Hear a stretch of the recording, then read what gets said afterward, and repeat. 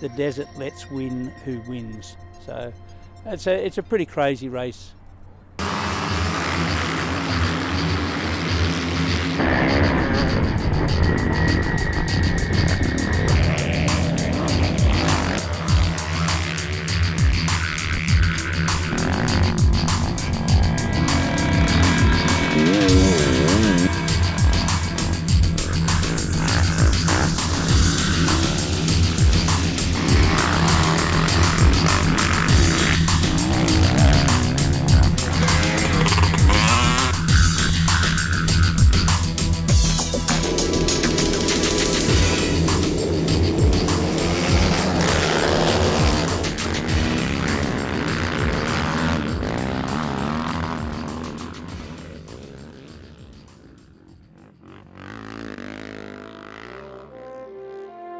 Official scrutineering in Alice Springs for what's now Australia's fastest cross-country motorcycle race. For years, Finke was a landmark on the track from Adelaide to Alice Springs. For the pioneer camel trains because of reliable water, then for the Ghan Railway, which followed the tracks of the Afghan camel drivers. While camels are reliable desert transport, they're pretty slow. They take about 8 days to travel from Alice Springs to Finke. It's only a 2 or 3 hour trip, however, for today's trailblazer, the Enduro motorcycle. The moment of truth finally arrives. And so it begins. 130 lunatics take off into the desert to see who will be the fastest to Finke. The origins of the Alice Spring Motorcycle Club started with the wide open desert, mountain ranges and dry riverbeds. Only the adventurous motorcycle riders took off into the vast landscape with their mates. The first constructed track was in the town of Alice Springs. Population and rail expansion moved the club on in the 1960s to a sandy site on the banks of the Todd River. The 1970s saw the club grow, and in April 1973 they were incorporated. A meeting was held in the kitchen of Peter Gunners, one of the organisers, to discuss the possibility of bringing the long-proposed endurance race to Finke and back into reality. Concerns were expressed about the cost to run such a huge event, where riders could also get lost in the vast desert. The track from Alice Springs to Finke had yet to be constructed. This was a deadly serious endurance event, in which the possibility of severe injury and fatigue was high. The overland telegraph from Alice to Adelaide seemed to be an obvious line to follow. Hard-working volunteers plotted a course using flags, poles and railway sleepers all the way to the Finke, 229 kilometres from Alice Springs. The now famous 458-kilometre course was born. The first year was called the Shell Oils There and Back Enduro. And so Barry Taylor and Peter Gunner Senior and Ralph Tyson, a few of those guys on the committee, some of them took it to Shell. We decided to make a motorcycle event that would be the standout for not only Alice Springs but the Northern Territory. And Peter Gunner even had some words that he said in the very first program, that he promised this would be a national event, and his words came true. Peter was a dreamer, and I say that in the kindest possible way. He was probably the driving force in making Finke happen, and we wanted to make an adventure. That was our key aim. We wanted something spectacular that was better than anything else that we'd done in the motorcycle club. It was the Alice Springs Motorcycle Club that actually got Finke going. Peter proudly announced to us that he decided that the prize money would be $1,500, and I said to him, Peter, we don't have $1,500. As it turns out, we did finish up with just enough prize money.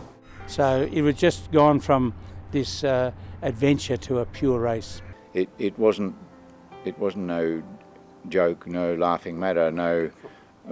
It was mates racing, but it was for keeps. A few years later, a guy, Phil Lovett from Cessnock in New South Wales, he didn't finish the second day, but he said to me, you know, he looked me in the eye, he said, this is fantastic. He said, I'm going to come back and race this again. Well, he did. He came back and won it 3 times. If you look back, and that's the most amazing thing about the race, how many repeat winners there are. So it seems like once you're able to conquer it, you can then go on and do it again, or you don't seem to have the same pressure. From memory, I think we had a St John's at Bundooma and a St John's at the start line, and a medic in the clearing vehicle. There was only about 1 or 2 clearing vehicles at the time. We just didn't have the resources to collect people or their bikes, or we only picked up the people that we thought should have been picked up and taken to hospital. Now, your current day champion, like Toby Price, I mean, a year before this year's event, he had his head in a neck brace, and he'd had a bad accident somewhere. He came back this year and won it. So there are lots of heroes, and it doesn't really matter whether they're winners or not. I think the main thing to a lot of people is to actually conquer it and finish it. It's a lot of work, and it doesn't matter whether you're at the front or at the other end of the field. The front runners ride at incredible pace. People midfield and near the end are riding hard as well, and they've got a massive dust cloud to deal with. So everybody has a challenge. Do you lay it all on the line in prologue to get further up the field? And of course they do. But then the challenge is that you're taking off with 9 other like-minded people on the start line. Fink's 220 kilometres away, and there's lots of challenges thrown at you in between.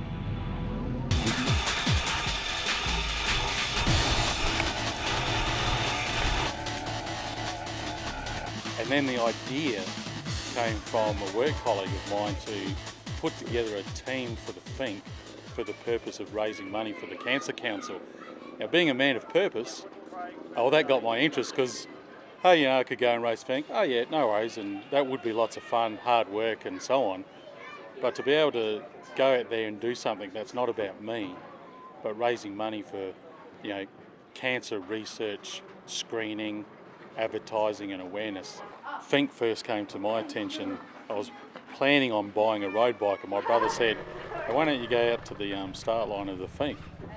And so the whole idea of buying a road bike went out the window, and I thought, I've got to get myself a dirt bike. And I'd go camping and so on, and then people would say, why don't you race Finke? Why don't you race Finke? So I'm not ready yet. And then in 1989 I had a CR500 and raced the Finke Desert Race, and unfortunately didn't finish. I went to Adelaide, came back, and I'd lost interest in motorbikes for a long time. That interest has been re-sparked, but I'm a man of purpose. And with Finke, okay, I've gotten older and so on. What do? You weigh up family balances and all that type of stuff, work. Is it worth it?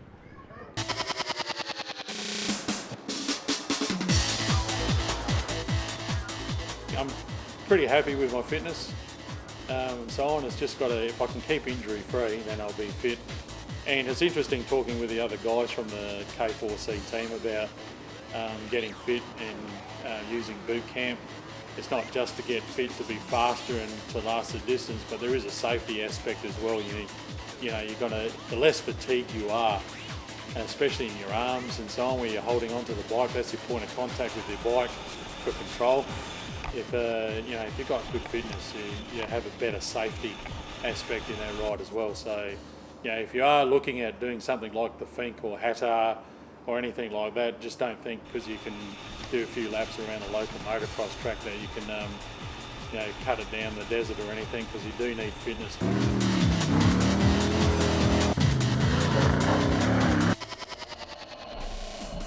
Well, it's a real hard one. There's a lot of psychological stuff goes on with Finke in preparation, especially when you see those other teams and the money they throw at it.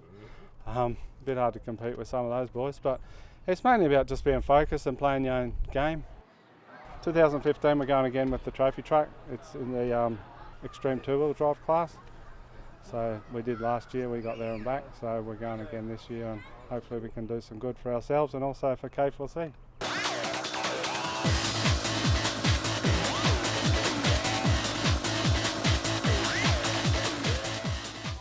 the day I got here, the Finke Desert Race just fascinated me. And to know the history of it, to see what it started as and what it is now, and how many people are involved, how many machines, and some of the machines you see scrutineering and during the race, like you just don't, you're not going to see that anywhere else in the world.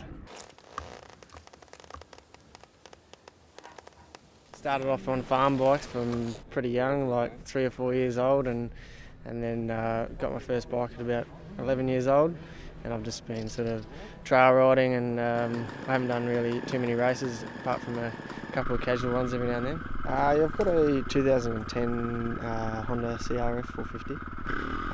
I brought it off a mate of mine who raced Finke on it, so it's already kind of set up for it, so we shouldn't have to do too much work. It'd be nice. Yeah. I guess probably the biggest worry for me is crashing out. I guess just getting used to the whoops is yeah, it's going to be a bit tricky. Hopefully the next few months we'll get the hang of it. I ride a 2012 KX 450. It's been set up and done up for me my weight because I'm pretty small. We had to go through a few springs just to get that set up properly.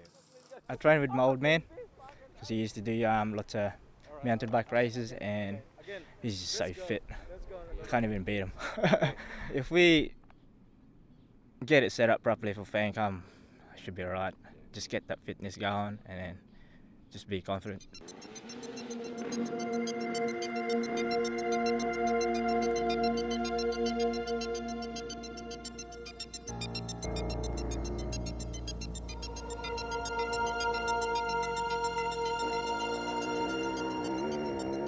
I still got my old 450 there, and I was gonna just hang on to it. Like, I don't need to sell it, so. Did Steve set the suspension up? Greenie? Yeah. I got a KX 450, 2015. Yeah, just picked it up. It's on my bucket list, so got to get out there and do it. I've been racing in town for 2 or 3 years now, so I wanted my new bike to do it. I wasn't going to do it on an old dinger, so I'm just working on bike setup and just getting my mind frame set for it. Yeah, it's a big mental thing. You know, you don't want to go out there and crash your brains out 10k out of town. A few of my mates, and they always ride right down the centre through all the snotty stuff. Take your chances on the end. Oh yeah. I don't think I've trained this hard for anything in my whole life, put it that way. We'll try and get Craig and Trent and everyone to come down. Yeah, that's what we want. Next as a team.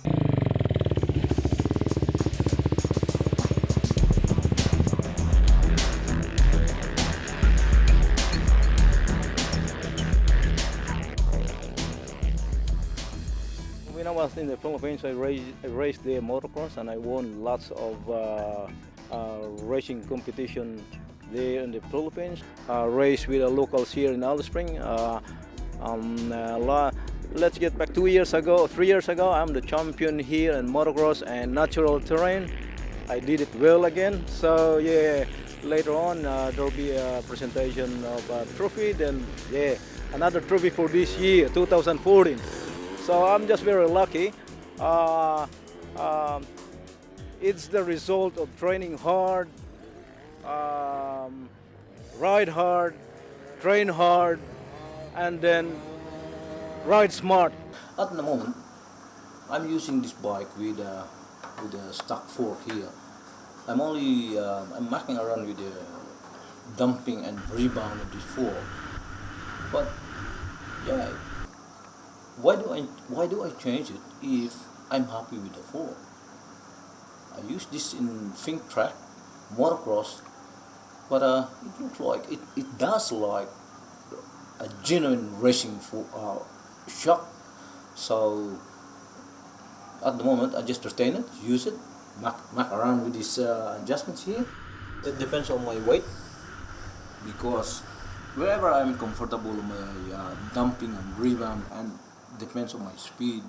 Check the air cleaner, like this one now. I'm going to change it, and then yeah. So I've used that already for I think nearly three trainings. But normally I change every training. I'm going to change it. I got dozens of these. So yeah, that's the way I maintain my power.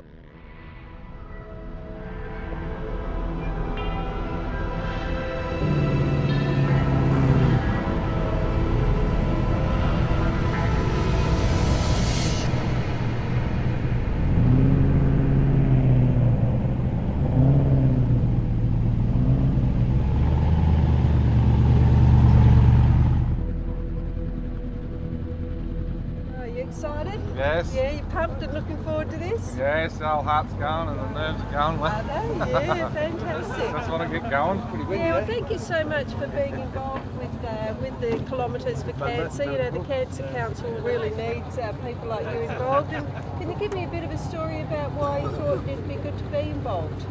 Just really wanted to be involved. I think it's a really worthy cause, and obviously, you know, my father-in-law passed away early with cancer.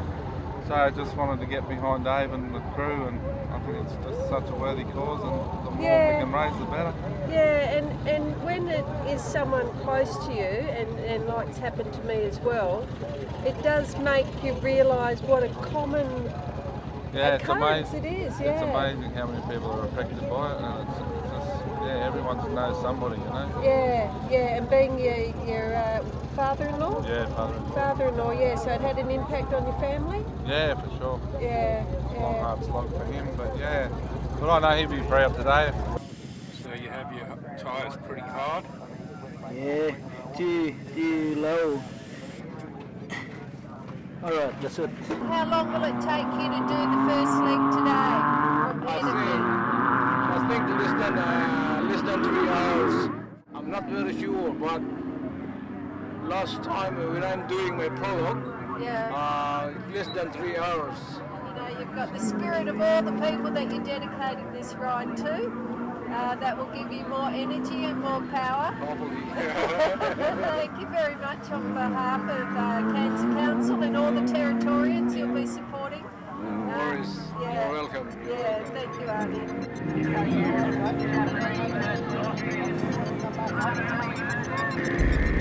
And the number 4 machine of Joshua Green lifting the front wheel for about...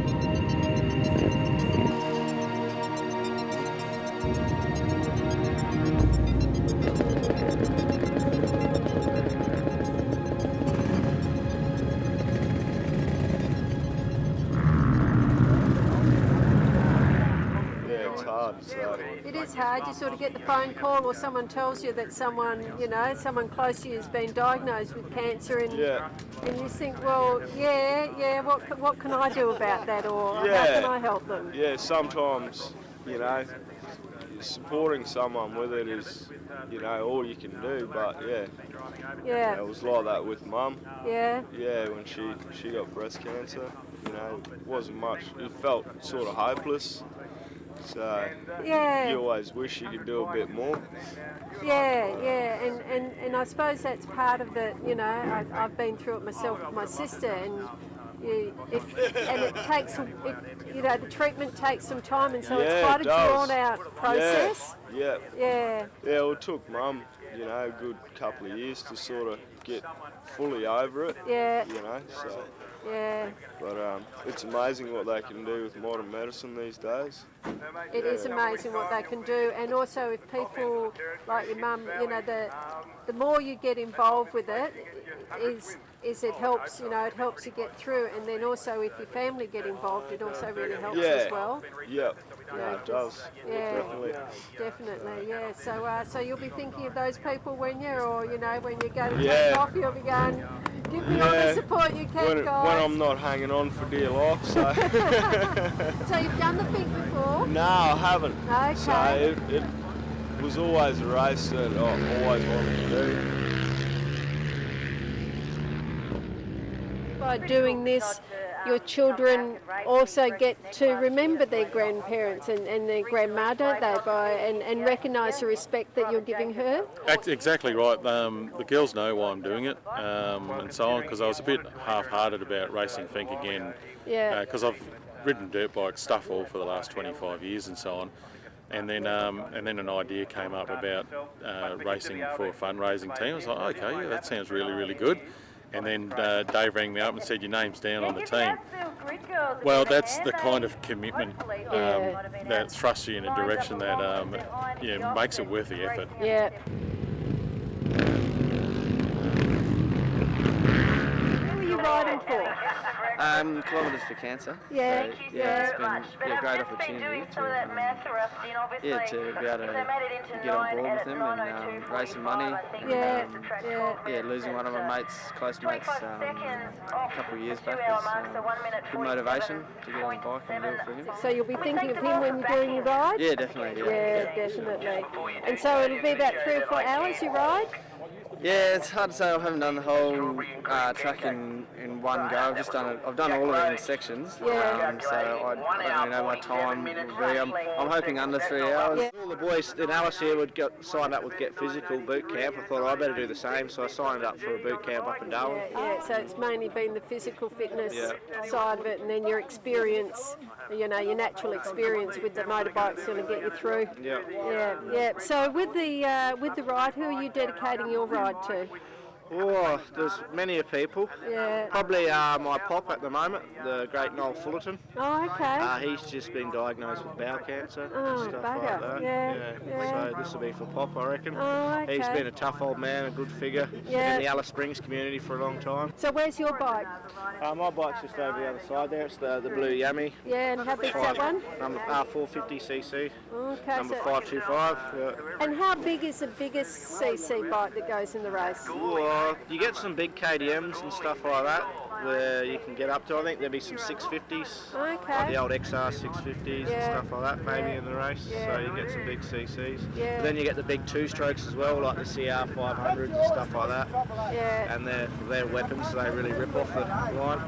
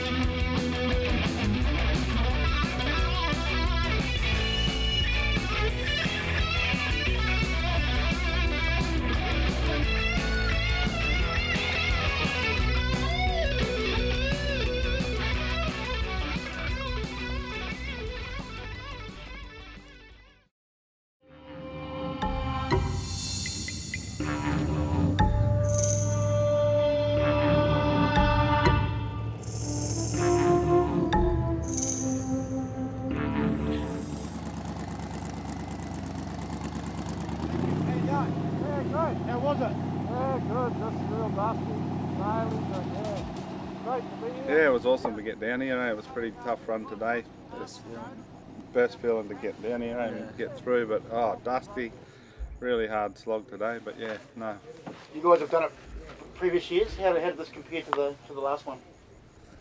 I just reckon the dust was way worse today, Yep. and this condition of the track. I think so many bikes have been free-running and that, and it's really turned the track up. But no, it was good. Good run. We were happy. Zach, what's it like doing it with your dad? Is he getting all upset and excited, or what's the go? Yeah, talks a lot when he's nervous. Yeah. Oh, that's all right. Hey, the vehicle, how did it pull up? It's looking in good nick. No, really good. We're happy with the tyres and everything.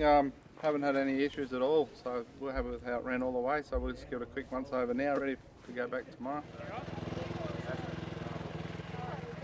How was it? How do you feel? Oh, dust, couldn't see, no confidence, hit everything I reckon I could possibly hit. Yeah. No sort of form at all. Yeah. But I'm lucky I made it. Yeah.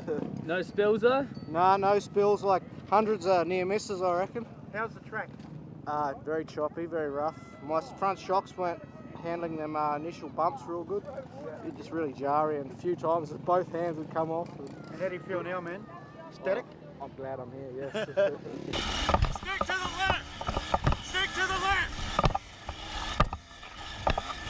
Tell us a bit about it. And you're telling me you come up a couple of times? I heard you say you come up a couple of times. Yeah, there's a really good corner and so on, and people were cheering on, which was really good and so on. And I said, keep it up, cheer everyone on. And not long after that, I ditched it. So that's after the first official fuel stop. You go left over the road and then right. And I've been there a few times, and I've thought, oh yeah, okay, I've got the hang of this, and just washed out. And then went to our fuel stop, so the bars are a bit crooked. And then after, or getting close to, or just after Roding or whatever, 2 more times in the ball dust. It's literally, flip. You're looking at that chair there. That's what you can see. Yeah, and so do I give it throttle to try and arc it out? And by then I'm too old and too clumsy anyway, so it just falls over. So you made it though? Just in the nick of time of the extended 4.5 hours or something, yeah, wasn't it? Yeah, just in the nick. I reckon it was probably maybe 10, 15 minutes. Nathan, well done, mate. Congratulations. Cheers. Halfway there. Tell us about it, man. How did you feel at the end of it? Absolutely wrecked. It was a lot harder than what I thought it was going to be. Yeah. It was dust all the way. I thought I'd maybe the dust would clear up after maybe first 100 k's, but it was just all the way constantly in people's dust, trying to overtake people. So it was pretty tough. You're telling me about the stuff in your eye? Yeah. So the first fuel stop, the goggle strap wasn't done up tight enough, and so a lot of dust got in there, and my left eye is just completely blurry. Yeah, so I was riding with one eye for the last, 80, 100 k's. So. It's not very sure. You cannot be sure that you can win, because pre-running and final race is totally different. During the pre-running, I can say the track is easy for me. I train a lot, back and forth here, and I said maybe I'll be top 10 in my class, 40 above. But nah, I was wrong. And it was a lot harder than what you expected. Yeah, that's right. Yeah, very hard. Some sections, the last time we pre-run, it was all flat. Now it's all like whooped out, and then there's you right in there. It's like, where's this whoops coming from? Seeing a couple of thousand bikes lined up and knowing they were all going to be there, and seeing the dust clouds coming off the track. Prologue, I got rounded up by a quad in prologue, and there was a good 3 minutes of my prologue I couldn't even see. So just sort of second gear, riding by feel, and that made me very nervous about the race, and wanted to start at the back of the pack to sort of get some clean air. And done that quite successfully this morning. Woke up absolutely petrified. Nervous would be an understatement. Throwing up a pad, I hear? Only from when I woke up to when I started the race. As soon as the clutch went out on the quad and I took off, I sort of calmed down, and the calm got progressive with every kilometre. Got to the 20k mark, and felt like I was I was in the zone, I was doing my thing.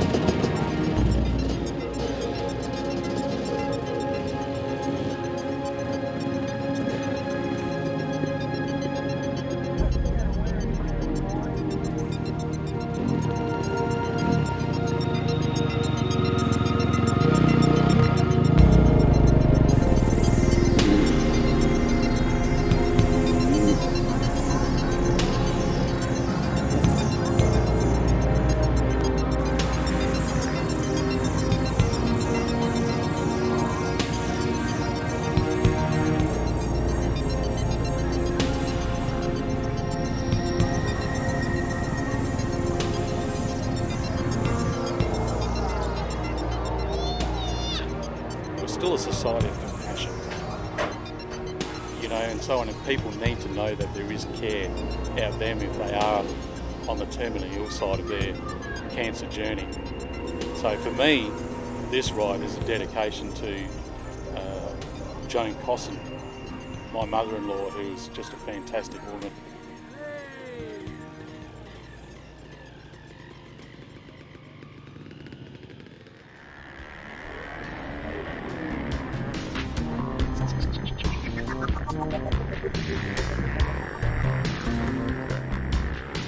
So next year, are you, because of what happened this year, does that make you more determined to have another crack next year? It does, because I've been through all the panic of first time thing. I think next year I won't be as petrified.